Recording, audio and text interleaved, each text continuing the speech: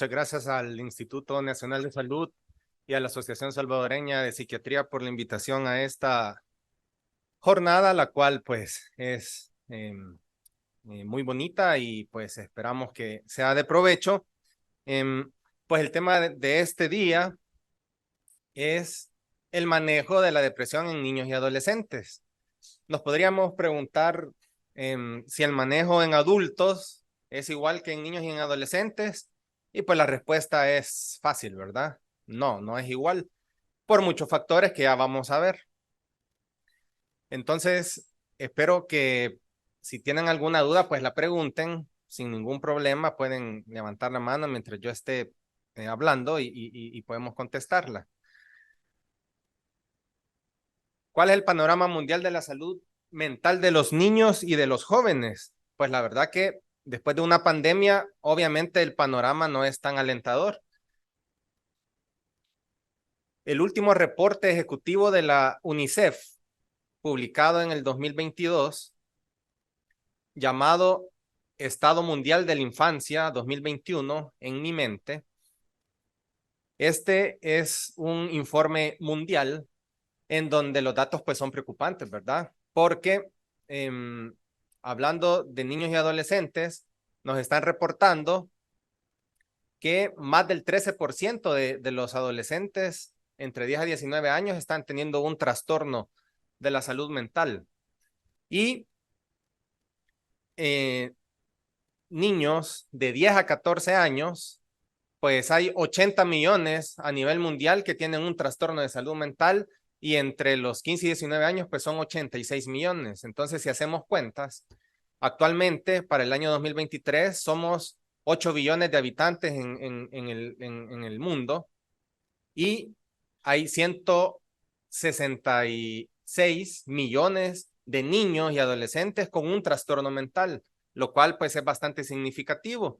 Y de estos 166 millones de niños y adolescentes afectados, pues más del 40% están cursando con cuadro de ansiedad y depresión. Por lo tanto, pues es algo preocupante.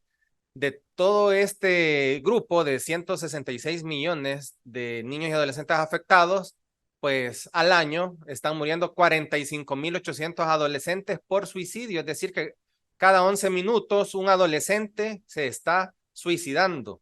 En todo lo que vamos a dar a esta ponencia, que son 30 minutos, pues es muy probable que al menos 3 adolescentes se estén quitando la vida alrededor del mundo, y es muy probable que uno de ellos sea salvadoreño. Entonces, es algo preocupante y alarmante. ¿Cuál es el impacto económico de los trastornos mentales en niños y adolescentes? Según la UNICEF, pues son pérdidas millonarias, ¿verdad? Porque recordemos que los niños son el presente y son el futuro de la sociedad. Por lo tanto, hay una pérdida anual de capital humano valorado en 387.200 millones de dólares por afectaciones de la salud mental de los niños y jóvenes. Y pues 340.200 millones de dólares incluyen la ansiedad y la depresión, y 47.000 millones de dólares reflejan la pérdida de vida al suicidio. Entonces, impacto a la familia, impacto a la sociedad, impacto al presupuesto nacional de un país. Entonces diríamos, bueno, entonces como es súper importante esto, pues todos los países están destinando un porcentaje de su presupuesto a combatir los trastornos mentales. Pues la verdad que según los datos de la UNICEF, el presupuesto medio en salud mental en todo el mundo apenas es del 2.1% del gasto gubernamental medio en salud en general. O sea que falta, ¿verdad? En algunos de los países más pobres del mundo, los gobiernos gastan menos de $1 por persona en el tratamiento de las enfermedades mentales. Y lastimosamente, el número de psiquiatras especializados en el tratamiento de niños y adolescentes para el año 2021 era inferior al 0.1 por cada 100.000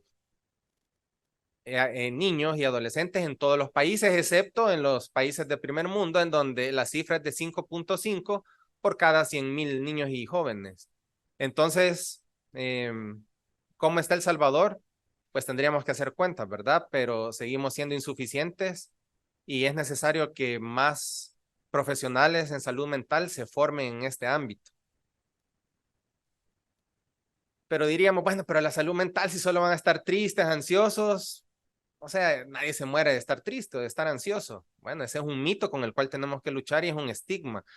Si ustedes observan ahí las 10 causas principales de muerte entre los niños y niñas de 15 a 19 años para el año 2019 en todo el mundo, según los datos de la UNICEF, pues podemos ver que los accidentes de tráfico están a la cabeza, la tuberculosis, la violencia interpersonal y en cuarto lugar está el suicidio de los niños y de los jóvenes. En este caso serían adolescentes de 15 a 19 años.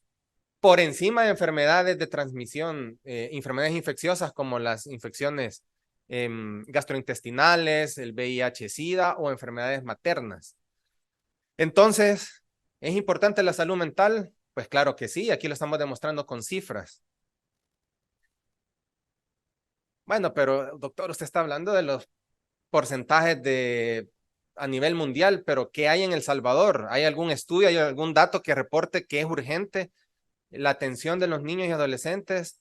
Eh, pues sí, claro que sí. Hay datos. El Instituto Nacional de Salud realizó la encuesta nacional de salud mental y pues estos son los resultados en cuanto a los trastornos del estado de ánimo y son datos recientes. Estamos hablando que el 40% de los adolescentes tienen síntomas de trastorno de depresión mayor. Es decir, que si en un salón de clases hay 40, o mejor dicho, hay 10 niños, pues hay por cada 10 niños van a haber 4 que tienen algún problema ansioso o depresivo. Alrededor del 15% han sido víctimas de bullying en el ámbito escolar y este es un tema delicadísimo porque el bullying, el acoso escolar, el ciberbullying es una es un factor de riesgo, es una afectación que ataca directamente la autoestima de los niños y puede exacerbar un cuadro ansioso o un cuadro de depresión. Y lamentablemente muchas personas, muchos niños y jóvenes han tomado el camino del suicidio debido al acoso. 3 de cada 100 adolescentes tienen ideación, planeación y autolesión suicida. Entonces, es algo sumamente preocupante a nivel nacional. Ahora bien, ¿cuál es la peor complicación de un cuadro depresivo o de un cuadro mental no tratado en niños y adolescentes y en adultos? Obviamente es que esta persona ya no sea funcional en la sociedad, en la familia, en la escuela, en su trabajo y que opte por terminar con su vida, con terminar con su sufrimiento.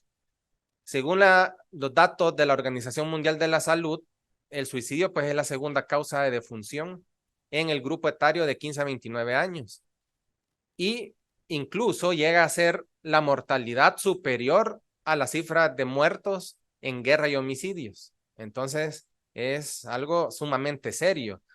Se calcula que cada año hay 804,000 personas que se están suicidando y cada persona que intenta por cada persona que logra suicidarse, hay 10 que lo intentaron y cada 40 segundos una persona se está muriendo. Pero en adolescentes ya vimos que cada 11 minutos un adolescente está suicidándose. Lamentablemente estas cifras pues afectan principalmente a los países de bajos y medianos recursos y los principales medios para lograr el suicidio son los plaguicidas, el ahorcamiento y las armas. Pero, y en El Salvador hay datos disponibles, pues es bien difícil encontrar estos datos de suicidios. Sin embargo, está el Instituto de Medicina Legal y el Observatorio Internacional de la Región de las Américas, en donde hay algunas cifras no, que no están actualizadas para el año 2022, pero mencionan que de enero a septiembre del año 2020 y 2021, pues sí hubo varios suicidios, ¿verdad? Como podemos ver en las gráficas, en hombres y en mujeres. Entonces podemos ver que el año 2021, que en la gráfica es el color naranja, pues hubo un aumento. Como habían presentado previamente, sí existen datos en El Salvador de que hay jóvenes, hay adolescentes. La adolescencia se divide en adolescencia temprana, media y tardía. La adolescencia, según la Organización Mundial de la Salud, comprende el periodo de vida entre los 10 y 19 años. Entonces, de 10 a 14 años sí hay reportes de niños o de adolescentes que de enero a septiembre de 2021 cometieron suicidio y en total fueron 12. Y así podemos ver que de 15 a 19 años, pues son 33. Esto es por departamento. Aquí incluye datos de adultos y de adolescentes, obviamente. Entonces, ¿por qué decimos que es importante hablar de estos temas en este tipo de eventos? Pues se debe de considerar que la salud mental en niños y adolescentes es particular por ciertos aspectos. ¿Por qué? Primero, porque la niñez y la adolescencia, pues es una de las fases del desarrollo del ciclo vital y por ende, cada fase va a tener una particularidad. No es lo mismo que un niño de 6 años tenga síntomas ansiosos o depresivos. Va a ser muy diferente a que un niño de 12 años tenga el mismo diagnóstico. ¿Por qué? Porque según la evolución del desarrollo psicológico y mental de este niño, pues se va a ir haciendo un poquito más complejo entender y por ende cada vez van a entrar a juego mayores aspectos que pueden afectar el aparecimiento de un trastorno mental. En la niñez y en la adolescencia, la afectación pues es multifactorial. Entonces vamos a hablar de que aquí incluso existen teorías sociales, la teoría del modelamiento. Una madre depresiva que pasa su embarazo deprimida, sufriendo violencia intrafamiliar, sufriendo maltrato físico, verbal y psicológico, pues obviamente va a tener un nivel de inflamación a nivel cerebral y a nivel sistémico por este estrés. Y esto se lo va a transmitir a su producto, ¿verdad? A su bebé. Y cuando el niño nazca, pues la mamá con una depresión, pues no va a ser lo suficientemente buena para estar presente siempre y para entender las necesidades del niño.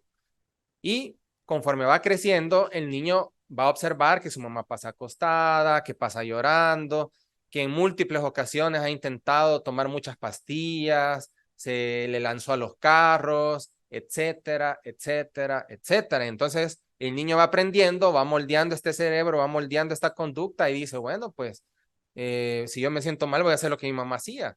Y eso es la teoría del modelamiento.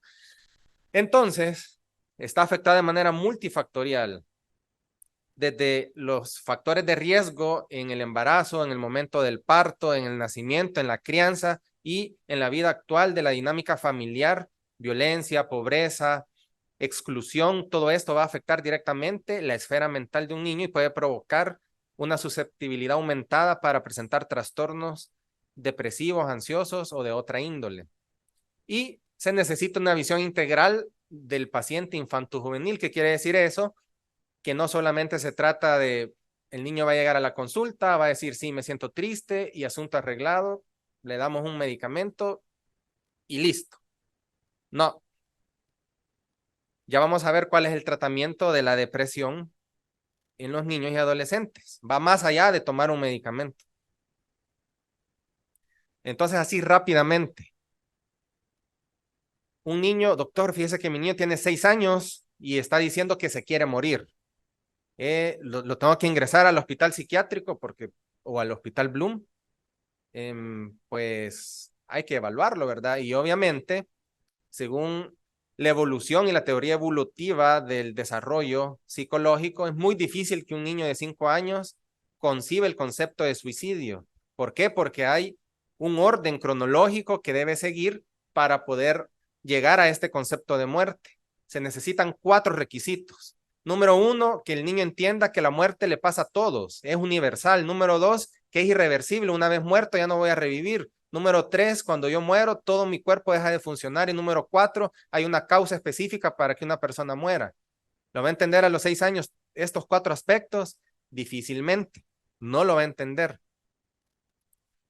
Y aquí están las etapas, de las 4 etapas que les dije, pues la primera etapa va a ser de los 2 a los 5 años, en donde los niños no pueden distinguir entre la vida o la muerte como estados.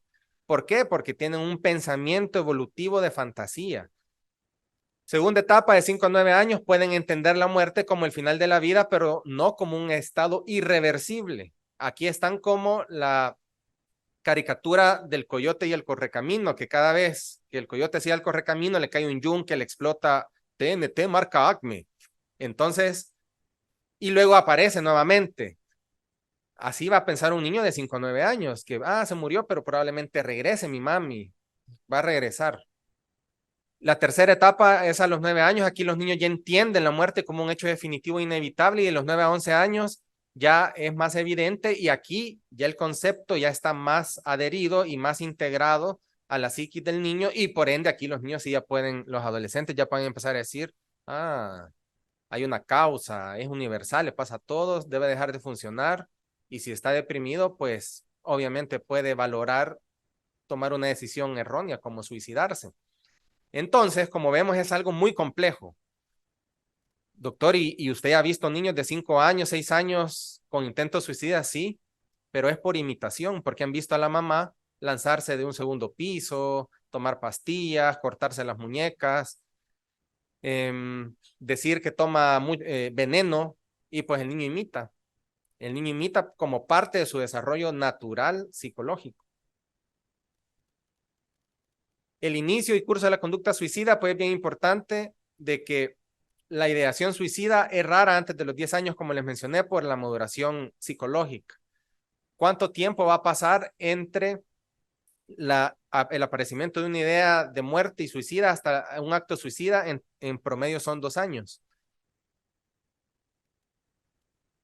Es de 1 a 2 años la transición de la ideación al intento. Y antes de los 12 años, pues es muy raro, pero va a aumentar drásticamente en la adolescencia y se va a estabilizar ya a los 20 años.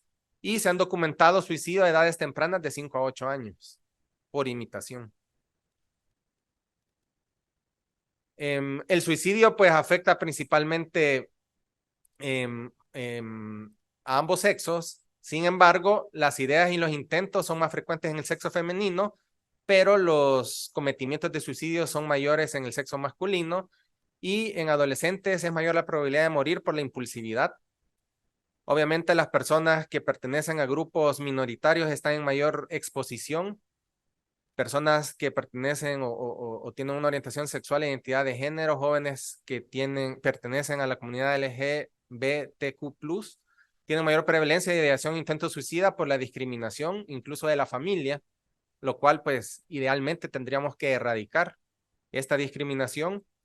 Y personas que están en procesos de migración por guerra, pues también sufren mayores tasas de suicidio. Entonces la tormenta perfecta pasó en el 2020-2021 por la pandemia del COVID-19. Y pues, ¿por qué? Pues los niños estuvieron confinados, el contacto social o físico, mejor dicho, pues se limitó.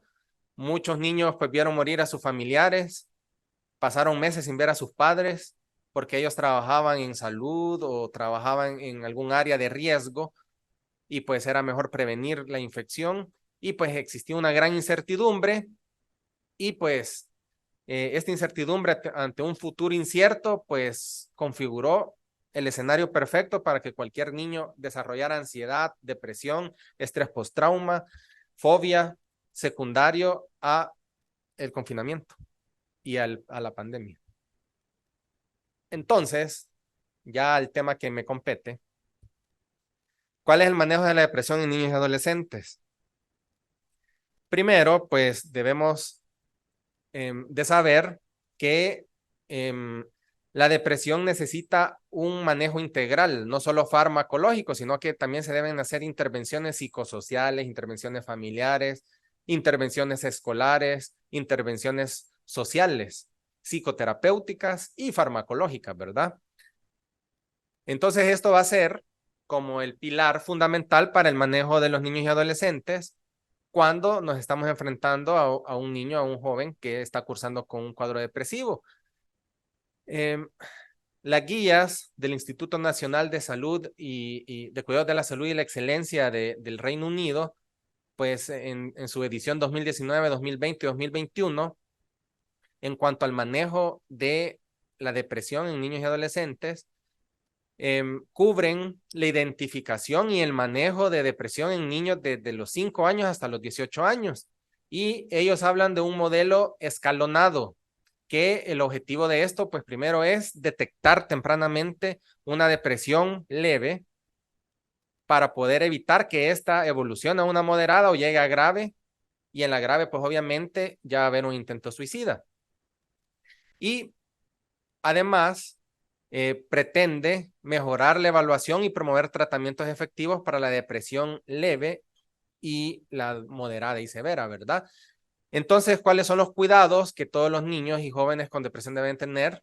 Idealmente, cuando llega el niño en psiquiatría infantil, nosotros principalmente trabajamos con los padres. Entonces, por eso es importante que podamos identificar cuál es la dinámica. Existen escalas que nosotros usamos, que muchos psicólogos usan. Por ejemplo, la escala del Apgar familiar son preguntas concisas que el niño solo tiene que decir sí y no, y ahí nosotros vamos a ver cómo la familia está apoyando a este niño y vamos a identificar, esta familia está en riesgo porque la mamá no le importa o no sabe identificar o no demuestra el interés por su niño y su bienestar, o el papá o los hermanos, etcétera, etcétera. Vamos a brindar una información adecuada, idealmente explicarle a los padres cuál es el manejo y estos deben apoyar y deben autorizar a través de un consentimiento informado. Hay que procurar, por ejemplo, a mí me han hablado padres y me han dicho, doctor, mi niño es sordomudo, ¿usted puede comunicarse por señas? Y yo le digo, no, pero me puede idear algo. Y pues conozco a alguien que lo hace y así pudimos atender a un niño que tenía esta limitación, que tenía un cuadro depresivo moderado y que tenía ideas de muerte. Salió de tratamiento y ha mejorado. Obviamente la psicoterapia, pues sí, o aprendemos señas o contratamos a un intérprete, ¿verdad? Pero como ven, es bien, ¿qué pasaría si este niño es sordomudo y ciego también? Entonces, la accesibilidad debe estar garantizada. Evaluación y coordinación de la atención. Lamentablemente, pues a nivel público somos actualmente pocos psiquiatras infantiles y pues tratamos de cubrir lo que podemos, pero aún falta, ¿verdad? Aún hay personas, hay niños que para una consulta tienen que venir de lugares remotos y pues se vienen un día antes y eso implica gastos.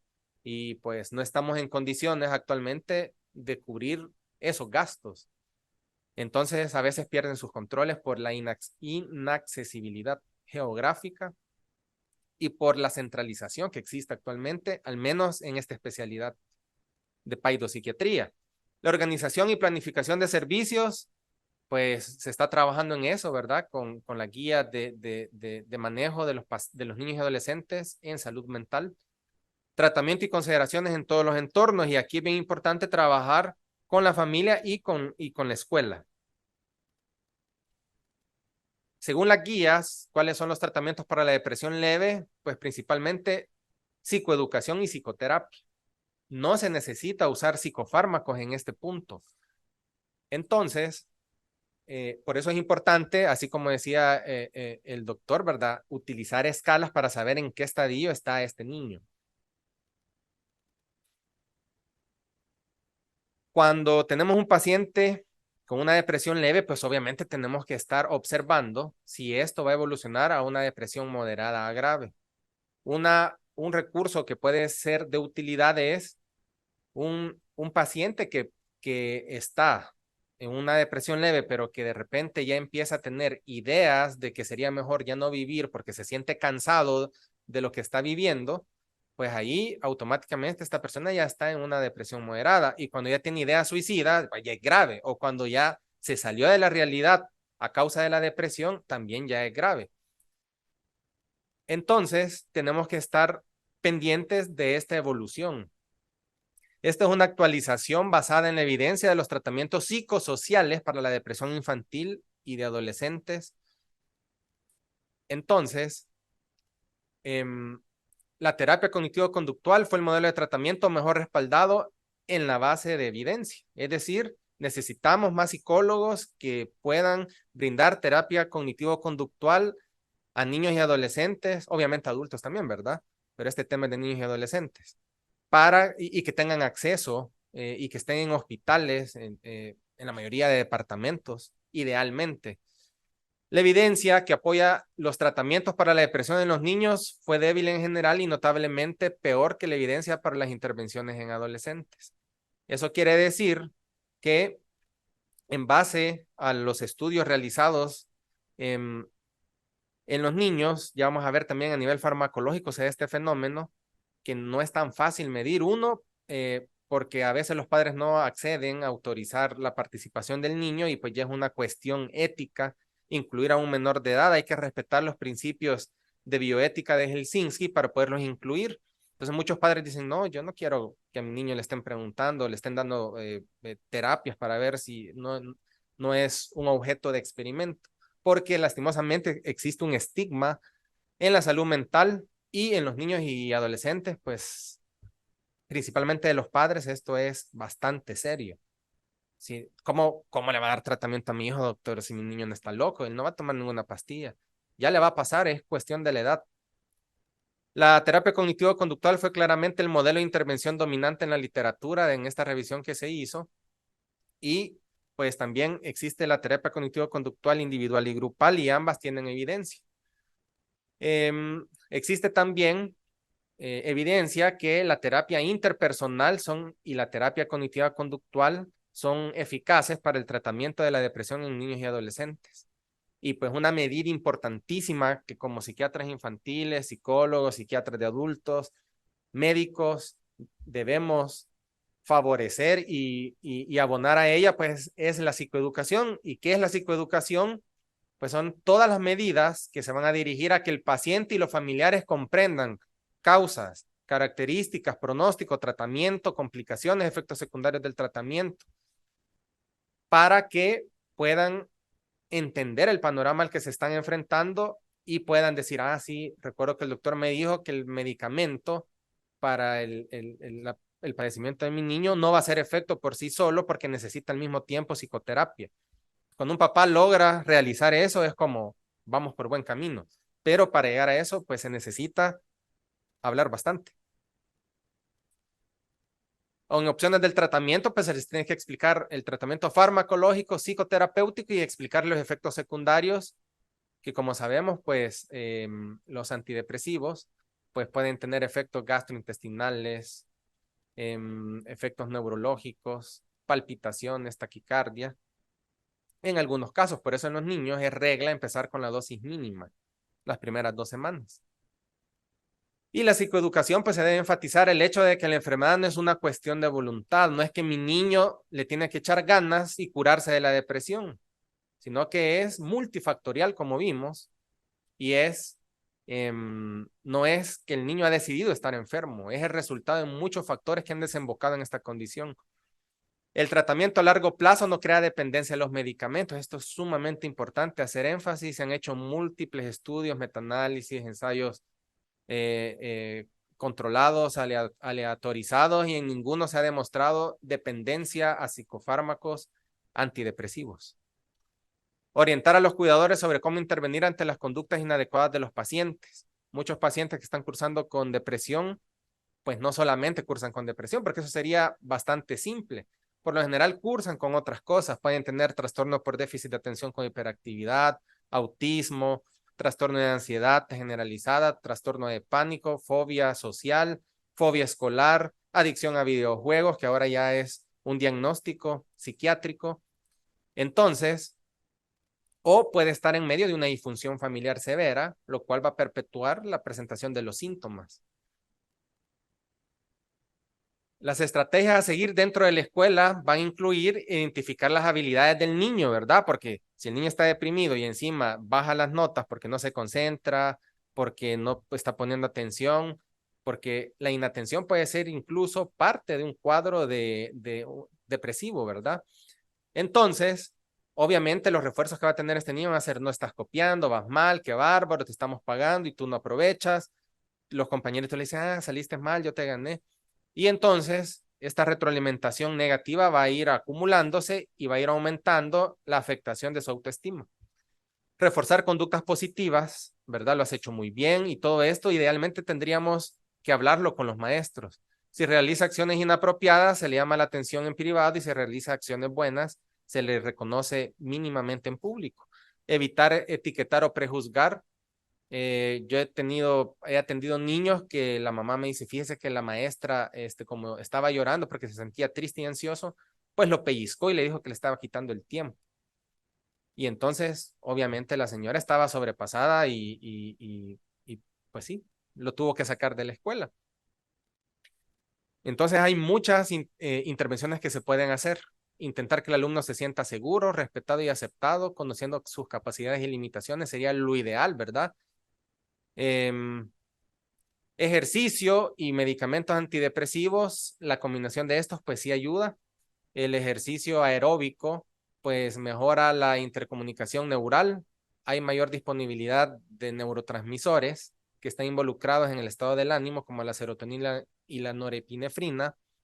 Aumenta la producción de melatonina, reduce la señalización sistémica inflamatoria neural, y pues este ejercicio conduce a cambios neuronales similares a los medicamentos antidepresivos, por lo cual hay que insistir en el adecuado manejo, uno, de la alimentación, evitar colorantes, golosinas en exceso, alimentación adecuada y balanceada, sueño, favorecer el sueño, evitar el uso de dispositivos electrónicos. Hay niños que llegan a las consultas, tienen apenas 3 años y todo el rato que han estado esperando pasar, han estado en el celular. Cuando un niño es expuesto a una pantalla, se da una descarga de dopamina equivalente a que el niño coma 2 libras de azúcar. Entonces, imagínense cómo se va a poner. En Estados Unidos, la Asociación Americana de Pediatría ha sugerido que el uso de pantallas en menores de 1 año pues sea prohibido. En Japón son mucho más rigurosos y para mí son tan disciplinados que para mí esas deberían de ser las medidas mundiales. No deben usar dispositivos electrónicos los niños antes de los 8 años. Ahora, si ustedes van a comprar una silla para cargar a su bebé, ya incluye un porta iPhone, un porta tablet, un porta iPad. Entonces, ahí están los niños, ¿verdad? Teniendo serios problemas de hipotonía porque todo el día pasan así. Entonces, no pueden hablar, tienen hipotonía de los músculos del cuello, de los músculos de la deglución, porque todo el día pasan así, así. Y entonces son torpes y se les tiene que dar una terapia física y orientar a los padres de que no hay que darles el teléfono. Y así podríamos seguir hablando de los videojuegos también. Entonces el ejercicio ya vimos que sí ayuda y es importante promover, ¿verdad? Aquí están la evidencia. Son ensayos aleatorios controlados que compararon el ejercicio aeróbico con el control activo, y pues el ejercicio aeróbico mejoró la respuesta para el trastorno depresivo mayor versus el ejercicio no extenuante. Es decir, un ejercicio aeróbico, no solo salir a caminar. Entonces, ¿cuál es el modelo de las guías NICE? Es un modelo de atención escalonada de la depresión de acuerdo a las necesidades de los niños y jóvenes y según las características, circunstancias particulares de cada paciente. Esto es importante. ¿Qué se tiene que tomar en cuenta para elegir la terapia psicológica? Las circunstancias del niño o joven y de sus familiares o cuidadores, el historial clínico, la madurez y nivel de desarrollo, contexto en el que se proporcionará el tratamiento, las comorbilidades que existan. No es lo mismo darle una terapia cognitivo-conductual a un niño con discapacidad intelectual moderada, que es muy probable que le cueste comprender algunos términos que necesitan un poquito más de abstracción. Preferencias y valores del paciente y del cuidador según corresponda. En la depresión leve hay un término que es la espera vigilante. Entonces, hay padres que no aceptan que su hijo tiene depresión y por lo tanto no aceptan una psicoterapia. Espera vigilante es contactar en 2 semanas a ese niño y volverlo a evaluar y así ir hasta que acepten, ¿verdad? Hasta educar a los padres. Entonces los profesionales deben ponerse en contacto con los niños, niñas y adolescentes que no asisten a las citas de seguimiento. Esto es en el primer mundo, en donde las citas pueden ser cada semana. ¿Cuál es la realidad de El Salvador? Es diferente, muy, muy diferente. Los antidepresivos no deben usarse para el tratamiento inicial de un cuadro depresivo leve, como comentamos, porque es suficiente con la terapia, la psicoterapia. Ahora sí, depresión moderada severa.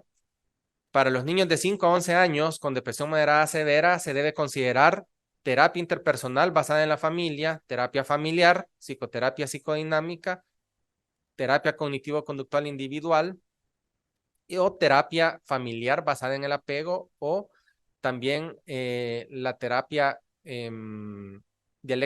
cognitivo-conductual individual. Entonces, no es que todas las van a recibir, sino que puede recibir una de esta lista. Para los niños de 12 a 18 años, a estos jóvenes, se les debe de ofrecer una terapia cognitivo-conductual individual durante al menos 3 meses. Y la terapia combinada es, pues, el gold estándar de manejo en los adolescentes, niños y adolescentes con depresión moderada grave. ¿Qué quiere decir esto? Utilizar psicoterapia, terapia psicológica, principalmente terapia cognitivo-conductual, en acompañamiento de una terapia farmacológica. Ahora bien, doctor, pero esos medicamentos son bien peligrosos, son bien delicados porque sí, son psicofármacos, van al cerebro directamente. Pero también los colorantes que se toman en la Coca-Cola, en los bombones, en el frozen que usted le compra, en el helado de chicle que le da todos los días, en el chocolate Hershey's que se come, ahí van también químicos. Entonces, sí, hay estudios, gracias a Dios, que demuestran la seguridad, el perfil de seguridad de los antidepresivos en niños. La Food and Drugs Administration ha avalado el uso de fármacos antidepresivos. Actualmente hay 3. Uno es, el primero fue aprobado, fue la fluoxetina. La fluoxetina se puede utilizar en depresiones a partir de los 7 años. El segundo es la sertralina. Se puede utilizar a partir de los 6 años. Y el escitalopram estaba avalado hasta hace poco, a iniciar a partir de los 12 años. Hace 3 meses fue avalado por la FDA para usarse a partir de los 7 años. Entonces tenemos 3 fármacos, que gracias a Dios 2 de ellos están dentro del cuadro de fármacos, del listado oficial de fármacos. Y pues con eso trabajamos. Entonces, rápidamente, los antidepresivos pues no se formularon idealmente para tratar depresión. Inicialmente se usaban como tratamiento para algunos como antihistamínicos o incluso se usaba como antifínicos. Entonces, se dieron cuenta que el isoniazida en 1952 mejoraba el ánimo de los pacientes que estaban en tratamiento con isoniazida. Y en 1957, Klein hizo un estudio sobre la iproniazida, que era el primer inhibidor de la monaminoxidasa en pacientes deprimidos y observó que mejoraban anímicamente. Y fue hasta en 1958 que se comercializa la imipramina y esta era estudiada como un antihistamínico y evidenciaron su efecto antidepresivo mientras intentaba evaluar un posible efecto antipsicótico, por lo cual se empezó a usar este primer antidepresivo. En 1986 se se termina de desarrollar farmacológicamente la fluoxetina, el famoso Prozac. Y pues es lanzado, ¿verdad? Por parte de Eli Lilly, que pues fue lanzado en Bélgica. Y en el 2003, la FDA aprueba el uso de la fluoxetina para el tratamiento de la depresión en niños de 7 a 17 años. Y obviamente se sigue usando en adultos. Esto ya lo revisaron, ¿verdad? Se revisó en una charla previa, pero los objetivos de una terapia farmacológica antidepresiva, que debe ir de la mano con una terapia psicoterapéutica, pues tiene varios objetivos. Uno es reducir al menos el 50% de los síntomas depresivos, evitar recaídas o episodios recurrentes futuros y mantener la mejoría. Obviamente, es común que no se logre esto con el primer tratamiento. ¿Qué significa remisión de síntomas? Es cuando los síntomas desaparecen hasta antes de los 6 meses, en los primeros 6 meses. Mejoría del 50% de los síntomas depresivos y recuperación es cuando los síntomas desaparecen después de los 6 meses de tratamiento. ¿Qué significa recaída? Es cuando estamos en un periodo de remisión y pues los síntomas regresan, y recurrencia es cuando ya se recuperó y los síntomas regresaron.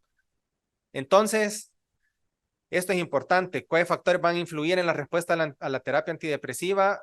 Pues un tercio de los pacientes no surten la primera receta de antidepresivos brindada, ¿verdad? Y solo un medio de quienes surten continúan con el segundo mes de tratamiento, por lo cual la pobre adherencia al tratamiento por decisiones de los padres o decisión propia en los adultos de no tomar el tratamiento, pues es la primera causa de respuesta inadecuada. ¿Qué porcentaje de un trastorno depresivo va a remitir? Pues se habla de que en los 3 primeros meses podemos observar una remisión de los pacientes hasta de un 33% y se puede hablar de un 67% de remisión después de 4 tratamientos antidepresivos.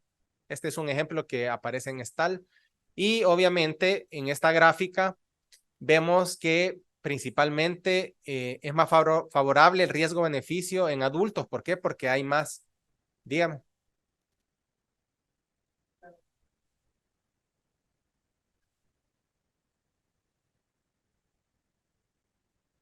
Um, y hay guías que solamente se usa monoterapia, pero ya vamos a ampliar un poquito eso porque sí se pueden hacer combinaciones. Entonces, en los adultos es más evidente el beneficio, ¿verdad? ¿Cuándo vamos a usar psicofármacos en niños, niñas y adolescentes? Pues primero se le tiene que realizar una evaluación diagnóstica integral. Se tiene que ver si el niño tiene una afección como un problema psicótico para el que es necesario la medicación. Si la respuesta es sí, el niño tiene un trastorno psicótico, se inicia inmediatamente psicofármacos. ¿Hay alguna intervención psicosocial que haya demostrado ser efectiva en la condición que está presentando el niño? Si la respuesta es no, pues tenemos que preguntarnos, ¿verdad? ¿Se ha demostrado que la medicación es efectiva en esta condición? Si la respuesta es sí, pues se considera el inicio del tratamiento. Se considera el empleo de la intervención psicosocial en primer lugar, si es efectiva, y si dice sí, pues si cambiamos el ambiente de maltrato escolar, probablemente este niño no va a estar deprimido y ahorita tiene una depresión leve, pues no es necesario darle tratamiento porque hay que cambiar lo social. Puntos claves en la aplicación de farmacoterapia en niños, niñas y adolescentes. Se tiene que evaluar, debe existir una evaluación diagnóstica exhaustiva. Eso incluye descartar trastornos médicos, hipotiroidismo, hipertiroidismo, afecciones metabólicas, cardiopatías, problemas pulmonares, etcétera. Para lo cual se va a necesitar una historia clínica bastante exhaustiva.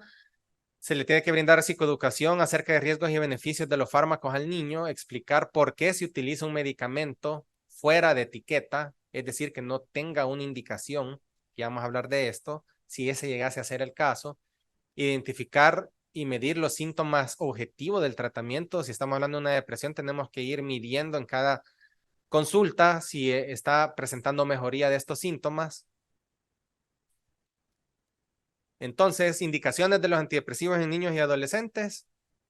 Existen fases de tratamiento. La fase de tratamiento aguda Va a ser de las primeras, desde las 6 a 12 semanas, es decir, va a durar entre 6 a 12 semanas y el objetivo de esto es disminuir al menos el 50% de los síntomas con los cuales llegó, ¿verdad? Insomnio, tristeza, pérdida de energía, pérdida de concentración, irritabilidad, afectación en su funcionamiento. La continuación pues va a seguir después de la fase aguda y va a durar de 6 a 12 meses. Y el mantenimiento se puede recomendar de 1 a 2 años dependiendo del caso. Idealmente, desde que hay una remisión de síntomas, se debe de contar un año mínimo para mantener el tratamiento farmacológico en niños y adolescentes. Algunas, por ejemplo, ahí está la Asociación Americana de Psiquiatría Infantil, recomienda al menos 8 meses de tratamiento después de la remisión de síntomas, lo cual pues llega a contar como 11, 13 meses. ¿Cómo usar antidepresivos en niños y adolescentes? Obviamente, ¿verdad? Una recomendación de la guía NICE es no ofrecer solo medicamentos, estaríamos haciendo algo malo, ¿verdad? Excepto si ya tiene una terapia psicológica, si ya la inició.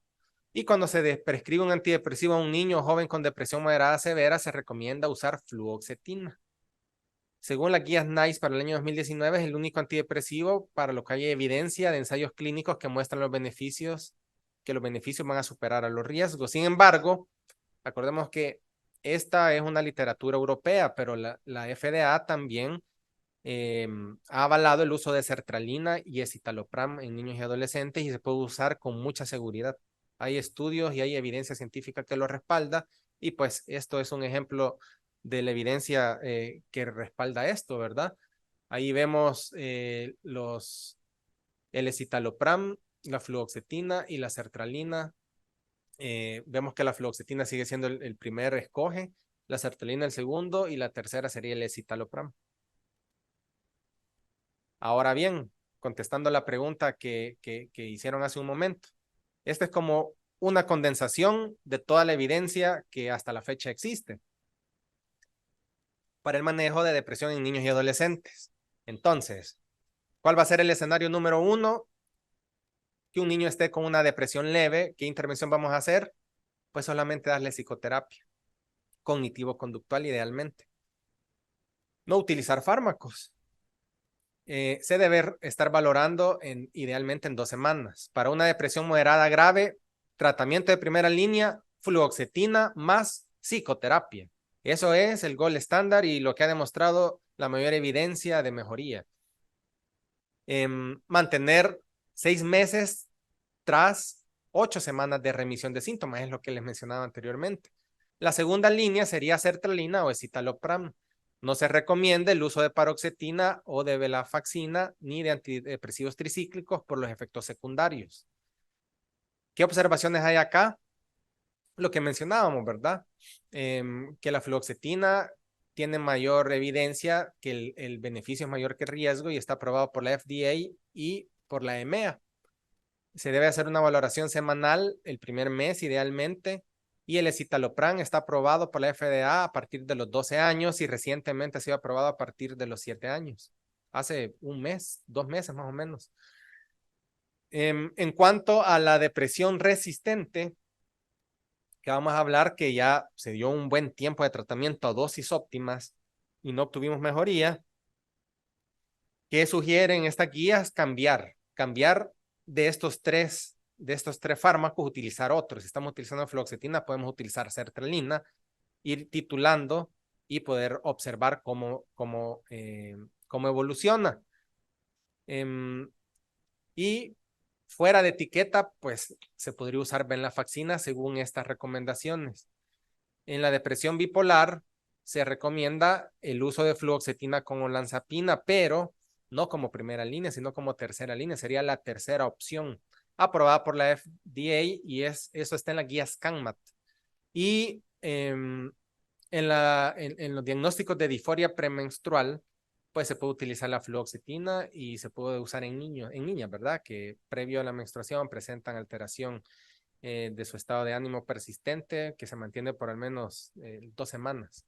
y que es más marcada previo a la ovulación. Entonces, casos prácticos. Sí se puede utilizar sertralina, fluoxetina o escitalopram. ¿Podemos combinar? Claro que sí. Y inicialmente, pues el efecto antidepresivo de estos fármacos se va a tardar de 2 a 3 semanas en iniciar. Pero si el niño o la niña o el adolescente tiene insomnio o tiene mucho impulso y se está autolesionando o está muy ansioso, pues se debe potenciar o se puede utilizar otro fármaco, como cual podemos utilizar olanzapina en acompañamiento de la sertralina, el escitalopram o la fluoxetina. De hecho, en Estados Unidos existe un fármaco que combina los dos en una sola pastilla. Podemos utilizar antihistamínicos para favorecer un efecto ansiolítico y favorecer la inducción del sueño. Esos principalmente. Podemos utilizar risperidona también en combinación con sertralina o con fluoxetina o con escitalopram. Esos principalmente, doctor, y podemos utilizar lorazepam, clonazepam, diazepam, pues la evidencia no respalda su uso. ¿Por qué? Porque existe algo que se llama efecto paradójico. ¿Cuál es el efecto paradójico? Que se lo vamos a dar para mantenerlo menos ansioso, que se duerma, y el efecto paradójico es todo lo contrario, se va a poner más ansioso y le va a dar insomnio. Eso pasa en niños y en adolescentes. Entonces, hay que valorar el riesgo-beneficio de utilizar benzodiazepinas en niños. Y esto es algo muy rápido. Este es un estudio, son ensayos clínicos de uso inicial de antidepresivos para la depresión en pediatría, y pues se compararon dos grupos, un grupo al que se le dio un placebo, que no era un antidepresivo, y un grupo que se le dio el fármaco. Todos los que utilizaron un antidepresivo tuvieron mejoría de los síntomas, por lo tanto se demuestra que sí es efectivo el tratamiento antidepresivo. Y finalizando, pues como vimos, dar una pastilla no es la solución. Entender al paciente integralmente, idealmente debería de ser la solución, y empoderar a la madre, al padre, a los maestros, a la comunidad, a los demás colegas en cuanto al manejo integral de la depresión también sería lo ideal, y por eso estamos aquí presentes. Y obviamente es vital atender las problemáticas de salud mental antes de que deriven en situaciones de riesgo como la ideación suicida o el intento de quitarse la vida. Las vulnerabilidades están cada vez más presentes y tenemos que aprender a identificarlas. Mañana puede ser alguien de nuestra familia. No solo como especialistas de salud mental, sino como padres, madres, abuelitos, maestros o compañeros debemos desensibilizarnos ante esta dura realidad. Y un camino para la prevención del suicidio es hablar del suicidio y dejar de considerarlo un estigma o un tabú, incluso en nuestra familia. Mira, ya viste que pasó esto con aquella persona. Yo recibo llamadas a diario de niños que la están pasando muy mal porque su compañerito intentó suicidarse. O otros niños que llegan llorando porque su mejor amigo se suicidó y nadie se dio cuenta. O colegas que su hijo se mató y no pudieron identificar los síntomas de riesgo, ¿verdad? Entonces, ¿es prevenible el suicidio? Sí, 100% prevenible, pero no es 100% identificable. Entonces, mantenerse en comunicación y estar abiertos a escuchar en vez de regañar o castigar. Mamá, me he sentido muy mal y pues he pensado que sería mejor, pues sí, ya no seguir viviendo. Cállate, qué delicada sos, esta generación de cristal, y empezamos a regañar. Compartir emociones con libertad en un espacio de empatía y confianza debería ser lo ideal, y ese espacio donde es, no es la escuela, no es la clínica del doctor o la doctora, no es la clínica del hospital, es el hogar. Todos los que estamos aquí sentados tenemos una misión que es fortalecer y cultivar el autoestima de nuestros niños y adolescentes para que tengan un espacio libre en donde poder hablar de cómo se sienten, y cuando nosotros detectemos que algo no está bien, pues buscar ayuda.